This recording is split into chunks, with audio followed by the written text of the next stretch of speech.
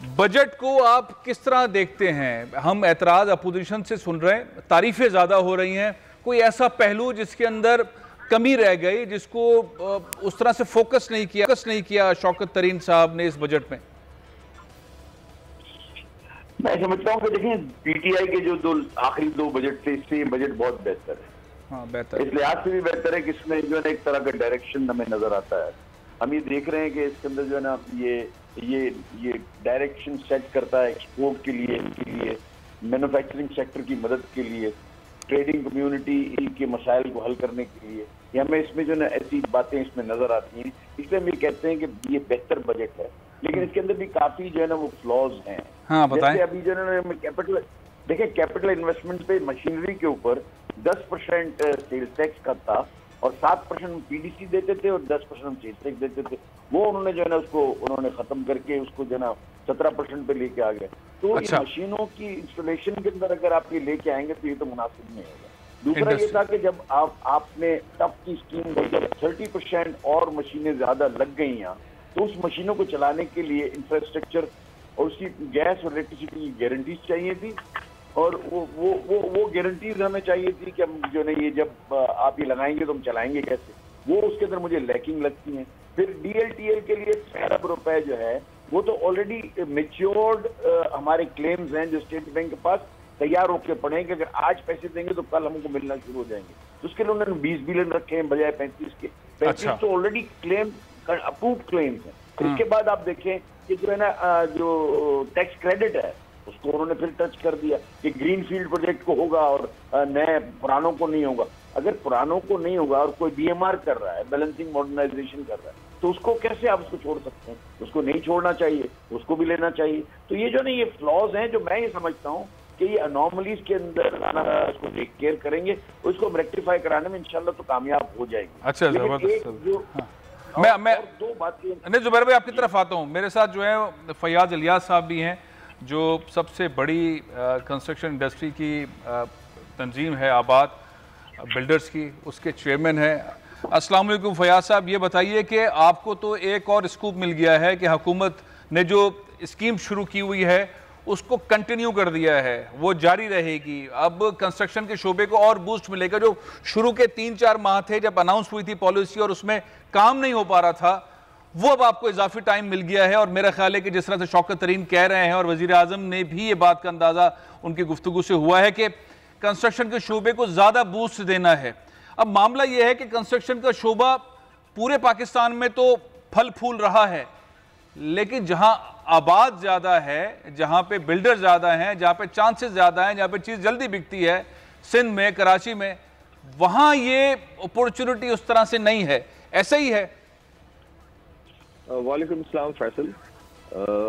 जैसे कि आपने सारी तफसील जैसे बताई कि पिछले साल जो जुलाई 2020 में जो स्पेशल पैकेज दिया गया था और उस पैकेज के बाद इसकी एक्सटेंशन भी हुई 2021 दिसंबर और जून 2030 तक सेक्शन 111 में। तो उसी को जो है वजीर आजम साहब ने और फाइनेंस मिनिस्टर ने जो है कंटिन्यू किया है आगे के लिए भी। और बहरहाल तो उस लिहाज से हम देखते हैं तो एक बहुत खुशाइन बात है। और जिस तरह से आप देख रहे हैं कि पूरे पाकिस्तान में इस वक्त जो है कंस्ट्रक्शन की जो एक्टिविटी, उसी का रिस्पांस है जो प्राइम मिनिस्टर साहब ने जो है हमें एक स्पेशल पैकेज दिया था। ठीक है। और उसी तरह से आबाद के मेंबरों ने भी भरपूर जो है अपना इनपुट दिया और पूरे पाकिस्तान में हम एक्टिविटीज, पंजाब में अगर खास तौर पे केपी में देखें, इवन बलूचिस्तान में भी एक्टिविटीज हो रही है। लेकिन एक आपने भी पिछले माजी में भी हम बात करते रहे इस पे कि सिंध में वो जिस तरह से यहाँ पे बिल्डर्स एंड डेवलपर्स जो है माजी में काम करते रहे हैं और इसके अलावा जो यहाँ की डिमांड है खासतौर पे कराची की, उस डिमांड के लिहाज से जो काम होना चाहिए था उस तरह से काम हुआ नहीं। मतलब जो रूटीन कंस्ट्रक्शन के अलावा नया पाकिस्तान के तहत जो लो कॉस्ट हाउसिंग है उस पर भी अगर देखा जाए तो वो उस तरह से काम अभी फिल वक्त हो नहीं सका। हम समझते हैं कि सिंध गवर्नमेंट को इस पे जो है अपनी तवज्जो मबजूल करनी चाहिए, तवज्जो देनी चाहिए। अच्छा, ये बताएं, ये अहम तरीन बात यही है कि पूरे पाकिस्तान को चलाने वाला शहर, पाकिस्तान की मईशत को चलाने वाला शहर, सबसे ज़्यादा टैक्स देने वाला शहर, ये सिंध हुकूमत तवज्जो दे। आप बात करते हैं, मोहसिन शेखानी बात करते हैं, बिजनेस कम्युनिटी के और लोग बात करते हैं, हसन बख्शी साहब होते हैं वो ये बात करते हैं, आरिफ जीवा साहब बात करते हैं, जितने भी आबाद के साबिक चेयरमैन और भी हैं, वो यहाँ आके बस रिक्वेस्ट करते हैं सिंध गवर्नमेंट भी थोड़ी तवज्जो दे, जैसे सारे पाकिस्तान में काम हो रहा है, प्लीज हमें भी यहाँ पे उस तरह काम करने दें। क्या वजह है, क्या वजह है कि सिंध हुकूमत नहीं मानती आपकी बात? क्या वजह है कि वफाक की इतनी बड़ी पॉलिसी को सिंध हुकूमत तवज्जो नहीं देती? फयाज साहब। फैसल ऐसा है कि देखिए इसमें हर्डल्स जो है बहुत सारी जो है दूसरे सूबों में भी थी, लेकिन जैसे कुछ हमारे इनके कुछ फेडरल सेंट्रल के और यहाँ के सिंध के कुछ अपने पॉलिटिकल इनके कॉन्फ्लिक्ट्स भी हैं, कुछ मामला भी हैं, तो जिसके तहत पंजाब में भी ये सारी हर्डल्स थी, पॉलिसी इश्यूज थे, बिल्डिंग बायलॉज के मसले मसाइल थे।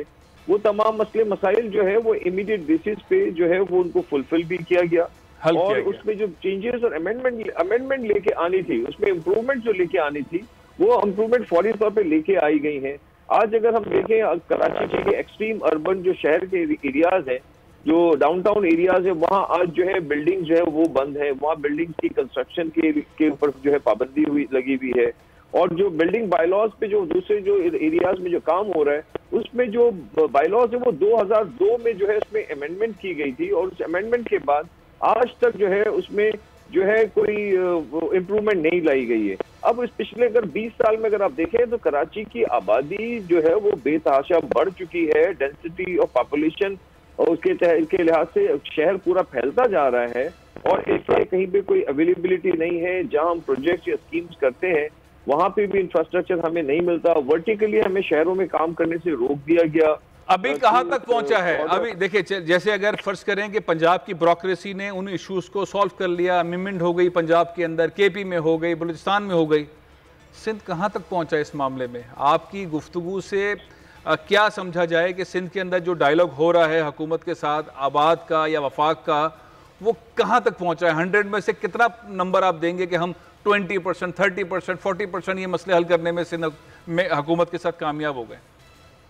देखिए, इसमें कराची वो वही शहर था कि जो कंस्ट्रक्शन इंडस्ट्री में, कंस्ट्रक्शन एक्टिविटीज में सबसे नंबर 1 शहर होता था। आज अगर हम देखते हैं तो ये इस वक्त हम बिल्कुल तीसरे नंबर पे हैं, 3rd नंबर पे। अच्छा। अगर इन परसेंटेज अगर आप मुझसे पूछेंगे तो इस वक्त जो एक्टिविटीज के लिहाज से या अप्रूवल के लिहाज से या जो काम हो रहा है उसमें हम कहेंगे हार्डली हम 15 से 20% जो है वो अचीव कर सके हैं, और जो ये अचीवमेंट है वो इतनी खातिर ख्वाह अचीवमेंट नहीं है, और उसमें अभी बेतहाशा। देखिए, कराची जिस तरह से पूरे दुनिया का तीसरे बड़े शहर में से शहर है पॉपुलेशन के लिहाज से, और यहाँ पे उसकी अगर हम हालत देखते हैं या उसकी सूरत-ए-हाल देखते हैं तो इंफ्रास्ट्रक्चर की हमें हर जगह कमी नजर आती है। और इसके अलावा तो दुनिया कह रही है गंदे शहरों के अंदर टॉपिंग कर रहा है, अब तो गंदे तरीन लोग शहर जो हैं उनमें जो है वो कराची शुमार हो रहा है। जाहिर है इसका क्रेडिट जो है या डिसक्रेडिट जो है वो गवर्नमेंट को भी जाता है, वफाक को भी जाता है, और ये जो यहाँ से पैसा बनाने वाले सनतकार हैं, बिल्डर्स हैं, इनको भी तो जाता है। ये भी तो डेवलपमेंट में उस तरह से अब हिस्सा नहीं डालते। देखिए, ऐसा बिल्कुल भी नहीं है। अगर आने वाले अभी इस वक्त जो मौजूदा सूरत-ए-हाल में पिछले 10 सालों में अगर आप कंस्ट्रक्शन की क्वालिटी और स्टैंडर्ड्स आप देखेंगे तो पुराने पिछले वक्त के लिहाज से बहुत उसमें बड़ी चेंजेस लेके आई गई हैं। टेक्नोलॉजी बेस्ड काम किए जा रहे हैं सारी, और आज उस लिहाज से तो काम फिर भी नहीं हो रहा जो पूरी दुनिया में टेक्नोलॉजी का जो यूज है। बट बावजूद इन सारी मुश्किलात के हम जो काम टेक्नोलॉजी लेके आ रहे हैं, यहाँ पे काम किए जा रहे हैं, हाई राइज बिल्डिंग के एक प्लान है। बट अब जो जरूरत है कराची के लिए, खासतौर पे गवर्नमेंट ऑफ सिंध को ये बात सोचने की जरूरत है, कराची के जो पेरी अर्बन या आउटस्कर्ट एरिया हैं जैसे कराची से कनेक्टेड है, वहाँ पे एक मिनी शहर या कराची जैसे एक शहर को डेवलप करने की जरूरत है, along with all major infrastructure और यूटिलिटीज के साथ 50,000 एकड़ कम से कम प्लान किया जाए जिसपे ये पूरा प्रोग्राम डिजाइन किया जाए। सब्सक्राइब करें और बेल दबाएं ताकि कोई खबर रह न जाए।